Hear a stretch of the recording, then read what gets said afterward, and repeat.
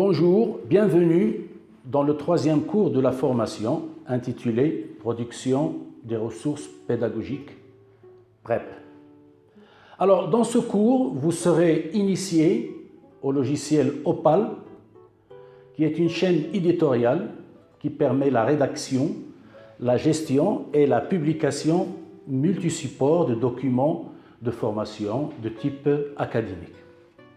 Alors Opal est une chaîne éditoriale, c'est le nom que l'on donne à ce genre de produit, open source de création et de publication de contenu pédagogique, généralement pour l'enseignement supérieur. Alors, elle se base sur la technologie Scénari qui permet de fabriquer ou modifier facilement des applications de type chaîne éditoriale. Alors, elle-même, c'est un procédé technologique et méthodologique issu de la recherche en ingénierie documentaire. Alors, tout simplement, l'approche consiste à réaliser un modèle de document, à assister les tâches de création du contenu et à automatiser leur mise en forme. Il existe bien sûr beaucoup de chaînes éditoriales, autres que Scénari, qui ont des structures ou de contenus différents, par exemple celles utilisées dans les formations actions, les études de cas, pédagogie active, rapid learning, et j'en passe. Alors,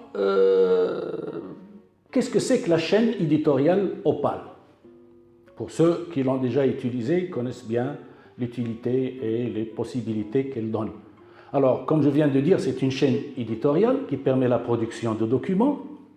Alors, ce qui est bien, c'est que les documents produits sont sous divers supports de publication et peuvent être utilisés dans différents contextes. Ça, c'est très important. Par exemple, pour soutenir un cours en présentiel, dans des formations hybrides, blended learning, produire un document papier de référence, vous pouvez imprimer un document comme vous le faites avec un logiciel de bureautique. Promouvoir aussi la formation à distance puisque les supports sont agréables à utiliser.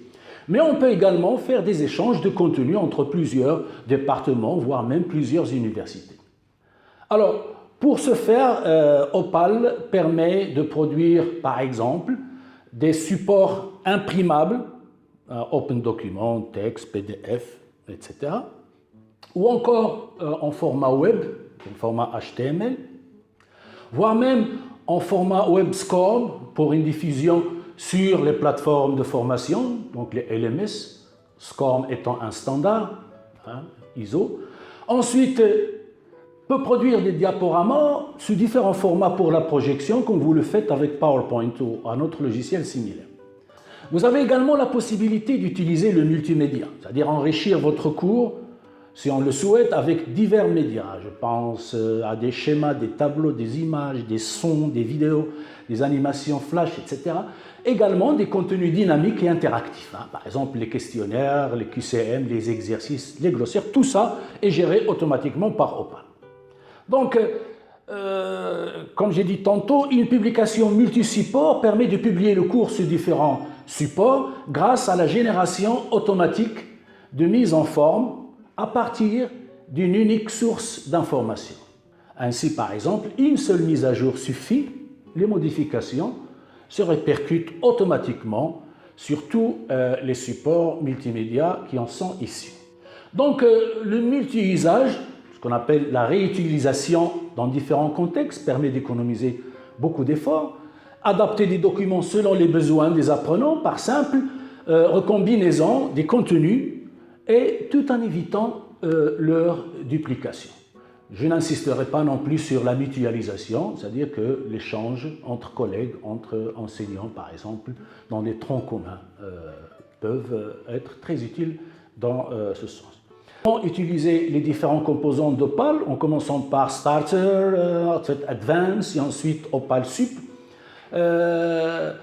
puisque ce Scénari, la suite Scénari est destinée essentiellement à des enseignants ou des personnes qui doivent faire face à des problématiques comme je viens de le citer, le marqueur d'identité, la facilité de publier des contenus, respecter une charte graphique et homogène, etc. Donc ne vous en faites pas au départ si le logiciel peut paraître un petit peu rébarbatif, mais Si vous vous concentrez un peu, et les tuteurs sont là pour vous aider, vous arriverez à manipuler cet outil et je suis sûr que par la suite, vous ne pourrez pas vous en passer. Alors nous vous souhaitons une bonne continuation.